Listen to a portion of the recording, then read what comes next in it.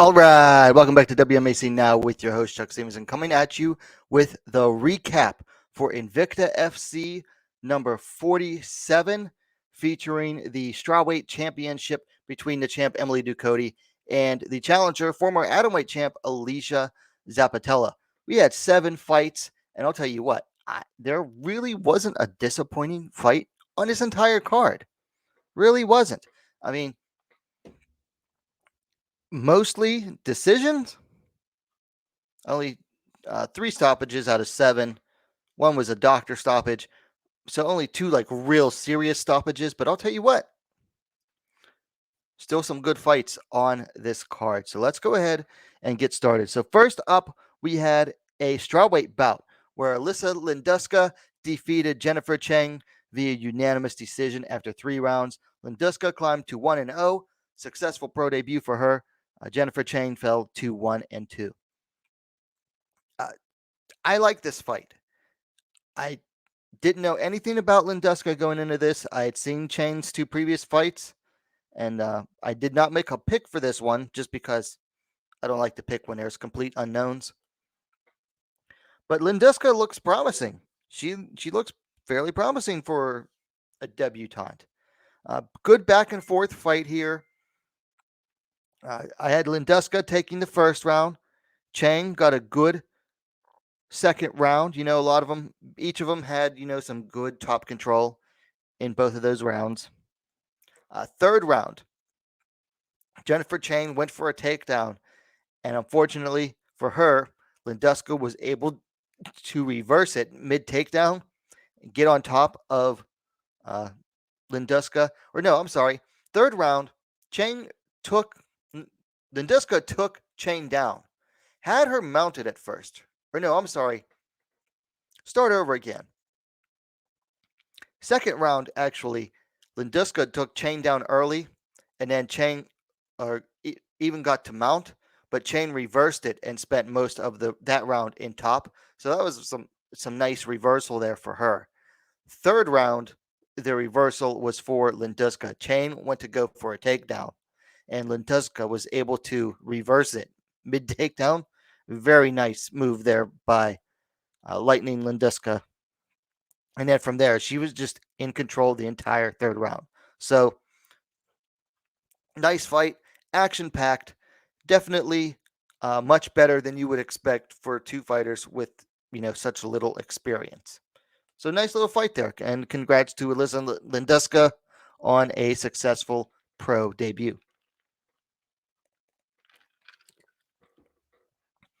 Next, we move to another strawweight bout where Fatima Klein on the left hand there defeated Sydney Trio via TKO due to ground and pound. 4 minutes, 45 seconds of the third round. Klein climbed to 2-0. Trio fell to 2-1.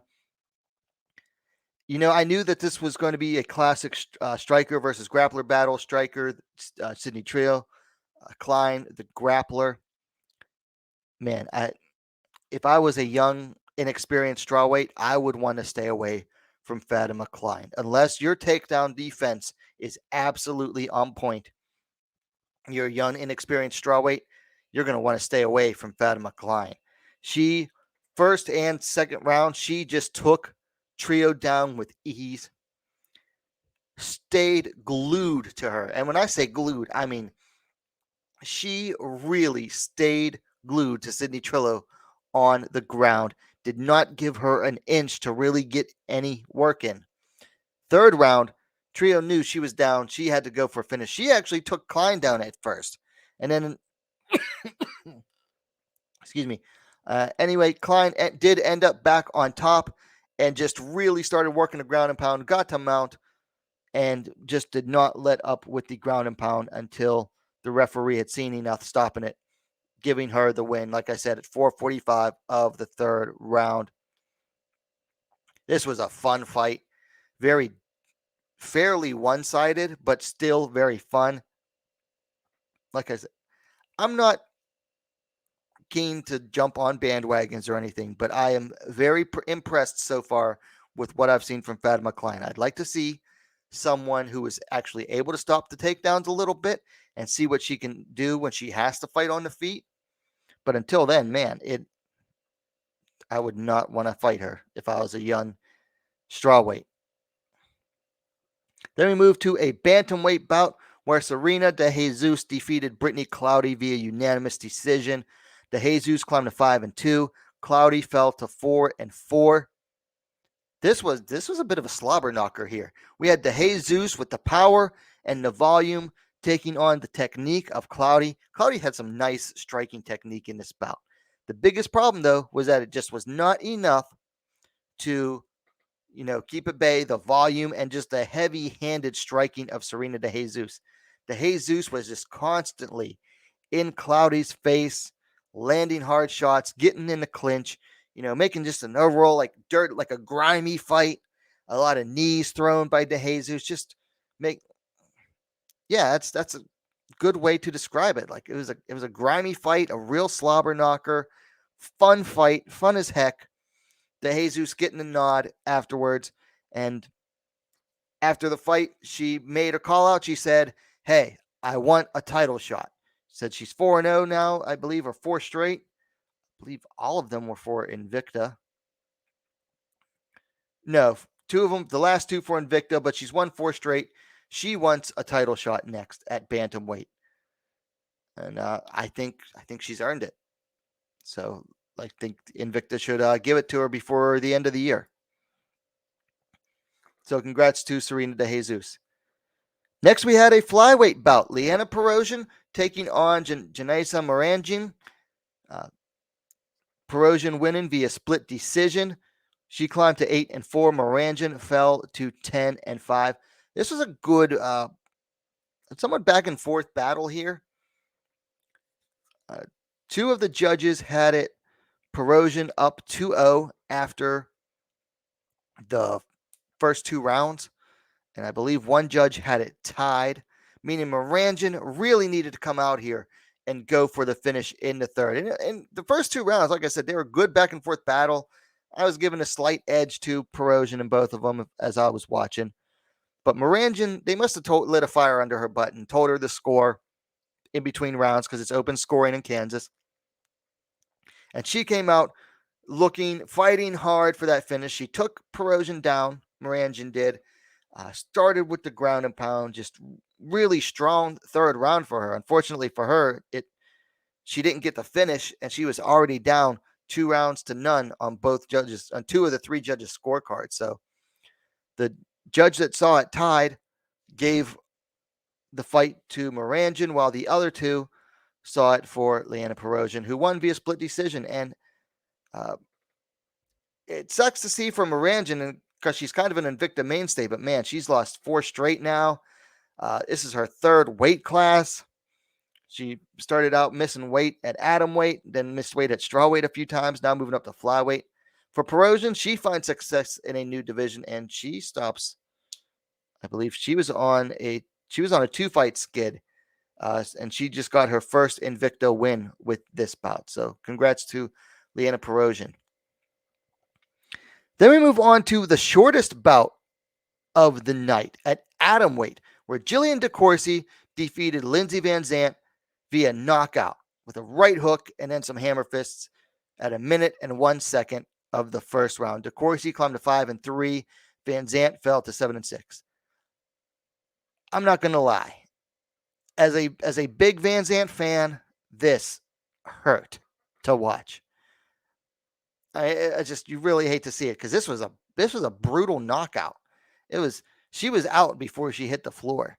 Of course, as a DeCorsi fan and someone who follows all of her fight breakdowns and live tweeting during UFCs and stuff on Twitter, really happy for Gillian DeCorsi. It's just that as a Vanzant fan as well, it sucks to see that. But DeCorsi getting it done, that right hook that she landed so hard.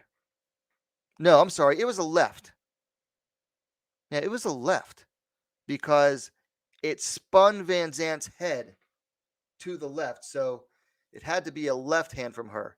And then it was so hard that Vanzant's head just completely turned to the left. And it's like, oh, yeah, she's already out before she hit the ground. DeCorsi, though, she followed up, 2 really hard hammer fists. Didn't get stopped before the third one landed, and the referee saved Vanzant. Just a brutal knockout. I don't know if it's better than Molly McCann over Luana Carolina in the UFC with that elbow, but this one was pretty brutal. Plus, one punch knockout from an atomweight where you least expect it. So that it's definitely in the nominees for KO of the year already. Then we go to a featherweight bout where Chelsea Chandler defeated Courtney King via unanimous decision. Chandler climbed to 4-1. King fell to 4-3. This one, I think the judges had it like 1-1 going into the third. I didn't necessarily agree with that. And then Chelsea Chandler came out, took King down, and basically kept her on the ground for the entire round, winning it. I don't really have much to say about this fight because it was pretty uneventful. Like nothing big really happened. I mean, Chandler came out looking to get a first round finish, but wasn't able to do it. And then the fight just kind of like stalled from there. Like there was no real big moments. Just nothing to really be impressed by. It was an okay fight. Just, I mean, when you come away from a huge knockout from the prior one, and then you get the heavier girls in, you're hoping to see a finish, and then he just kind of like went to a decision. So, just nothing really big news going on in this fight. Just not impressive, really.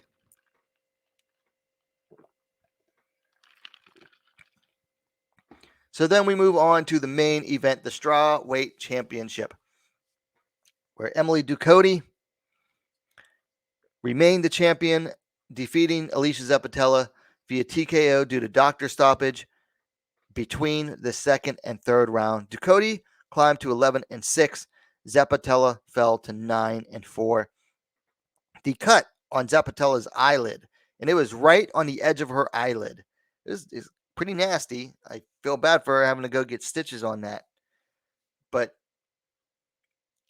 I don't blame the doctor for the stoppage because it was just going to keep bleeding right into her eye. And you don't want to risk, a cut on the eyelid getting open, even worse. This fight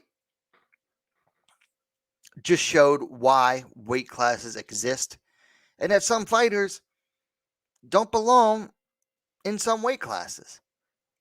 You could see it from the start. Ducote is not a big strawweight by any means. In fact, she's on the smaller side of strawweight at 5'2". She's not particularly huge and muscular. I mean, she's fit, but she's not a big strawweight. And she was dwarfing the 4'11" Alesha Zappitella. And you could see it from the beginning. Ducote was stopping the takedown, was backing Zapatella up towards the cage, keeping her at the edge of her strikes, landing hard shots, and you could tell right away that Zapatella did not like how those strawweight punches felt. And tried going for takedowns. Wasn't really too successful with any of them. Had good success with one in the second round. But then Ducote was able to get back up, started landing the heavier shots, and Zapatella just started going for desperation takedowns. And you could tell, you could kind of tell how the fight was going to go from the first round, but you definitely knew in the second round that if it continued, it was going to get ugly for Zapatella in there. She's just too small for strawweight. Needs to lose some of the weight off of those thighs and go back down to atomweight. Because I know she said she's having a hard time making atomweight, but you're not going to find any real success at strawweight. It's just how it is. She's not. She's too small. She's too short. Her striking is not adequate enough to get inside the range of taller fighters at strawweight, especially because the fighters are going to get taller and longer and rangier. Because like I said, Ducote's on the smaller side. And she really only has one takedown that she shoots. And if she can't get that, she's kind of stuck. So I'm not trying to trash Alesha Zappitella, but she just doesn't belong at strawweight. Like you're an atomweight. You're 4'11". You should not be fighting at anything above atomweight. Just diet better, get your weight down, and get down to make it easier to make atomweight, because you're not going to find success at strawweight. But yeah, Ducote, she was hitting her with some hard punches. You could tell that she was hurting the eye. Like, even before you could tell there was a cut, the left eye of Zapatella was like red all around it, like a dark red all around it, and it was bruising up. Zapatella was not liking those punches, started going for those desperation takedowns, and you knew already that the fight was just going to keep going downhill for her from there. So congrats to Emily Ducote, successfully defending the strawweight title for the first time, and I can't remember the last time an Invicta strawweight champion stuck around long enough to defend the title. Now, this might mean that, maybe she'll get called up. She actually got an offer to go to the UFC on short notice. She said it was like too short of notice for her. Turned it down. I hope that doesn't backfire for her. But I think the UFC should probably, how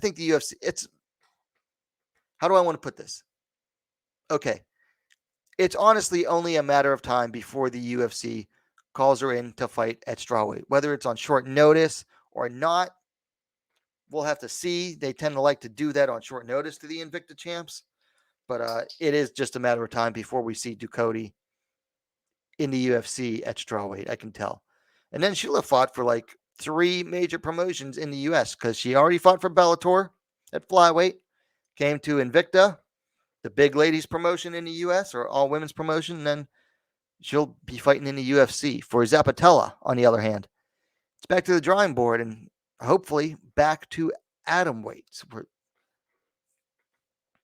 So anyway, those are my thoughts on the Invicta FC 47. That's the recap. Let me know your thoughts on it in the comments down below. If you like the video, please give it a like. Share it as well. Or let people know what's going on via social media, and help spread the word of the channel. And while you're at it, if you haven't yet, go ahead and subscribe to Wmma Scene Now, the best, most complete women's mixed martial arts dedicated platform on YouTube. Thanks for watching. We'll see you next time.